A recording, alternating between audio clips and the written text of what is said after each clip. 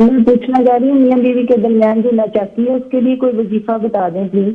کہ میاں بیوی کی ناچاکی دور کرنے کی سب سے بڑا وظیفہ یہ ہے کہ اس زبان کو کنٹرول کر لیا جائے. اللہ اکبر، بہت بڑی. اگر آپ سمجھتے ہیں کہ آپ کا خامد غصے والا ہے، ہاں بالکل، وہ ذرا غصے کا تیز ہے، تھکا آ رہا آیا ہے اور آپ سے آتے ہی لڑنا شروع ہو گیا، کھانا تھوڑا سا لیٹ ہوا لڑائی، کپڑے تھوڑے سے لیٹ ملے لڑائی، کوئی بات کی لڑائی، تو آگے سے اگر خاتون خانہ اپنی زبان پر کنٹرول کر لے تو بہترین ہو جائے گا. ٹھیک، اگر 50% حصہ خامد کا ہے تو 50% بیوی کا بھی ہوتا ہے. بالکل ایسے ہی. اور ایک خوبصورت سٹوری بڑی فیس بک پر چلتی ہے کہ ایک میاں بیوی 70-80 سال کٹھے رہے، کبھی ان کی لڑائی نہیں ہوئی تھی. اچھا، تو کسی خاتون نے پوچھا کہ اماں یہ تو بتاؤ کہ تم نے اتنا طویل عرصہ گزارا، لڑائی کیسے نہیں ہوئی؟ بالکل.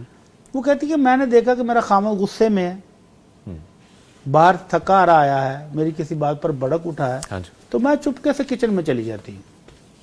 5-10 منٹ میں اس کا غصہ ٹھنڈا ہو جاتا ہے، پھر میں چائے کا کپ لے کر آتی ہوں، اس کو چائے پلاتی ہوں، وہ خوش ہو جاتا ہے. اس کے بعد خوشگوار موڈ میں ساری باتیں ہوتی ہیں. ماشاء اللہ. اور اگر کبھی مجھے غصہ آ جائے تو میرا خامد چپکے سے گھر سے باہر نکل جاتا ہے، 10-15 منٹ 20 منٹ باہر گزار کے آتا ہے، دوستوں کے ساتھ گپ شپ کر کے، اس کا موڈ بھی ٹھنڈا ہو جاتا ہے، اتنے میں میرا غصہ بھی ٹھنڈا ہو جاتا ہے. تو لڑائی کبھی ہونے کی نوبت ہی نہیں آئی. سبحان اللہ. تو یہ میاں بیوی کو سمجھنے کی ضرورت ہے، آپس میں اپنے ساتھی کو سمجھیں، ہاں بالکل، اس کو غصہ کس بات پر آتا ہے، کیوں آتا ہے، کب آتا ہے. عورت کو اتنا سمجھدار ہونا چاہیے.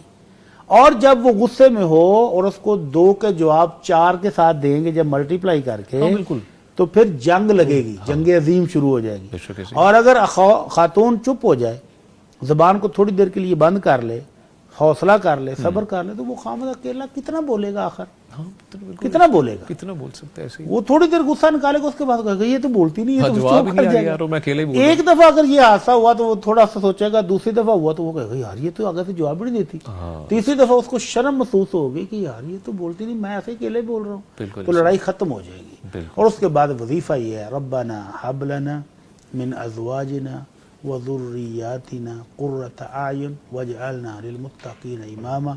قرآن مجید کی یہ خوبصورت دعا ہے.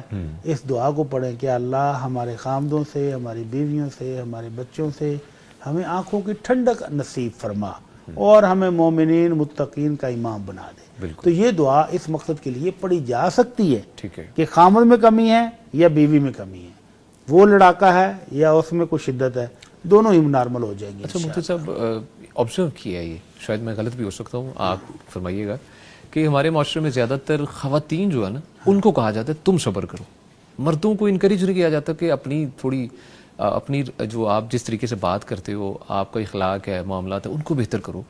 میرے خیال میں ہمیں انہیں بھی انکریج کرنا چاہیے. تقریباً ہر معاشرے میں جہاں مردوں کو زیادہ اہمیت دی جاتی ہے، ہاں انفلوئنس جہاں پر مردوں کا ہے، وہاں پر یہ ہوتا ہے. لیکن اسلام تو دونوں کو کہتا ہے، دونوں اس کے حقوق ہیں، اس کے بھی حقوق ہیں. ہاں بالکل ایسے. اپنے حقوق لو اور اپنے فرائض ادا کرو. ہاں اللہ کے نبی صلی اللہ علیہ وسلم نے جہاں مرد کو کہا ہے خیرکم خیرکم لأہلہ، تم میں سے بہترین مرد وہ ہے جو اپنے بیوی بچوں کے لیے بہترین ہے. ہاں سبحان اللہ، اور فرمایا وَأَنَا خَيْرُكُمْ لِأَهْلِي، میں اپنے گھر والوں کے لیے سب سے بہترین. سبحان اللہ، سبحان اللہ. وہاں عورت کو بھی کہا ہے انما جنتکی ونارکی، خامد تمہارا تمہاری جنت بھی ہے جہنم بھی ہے.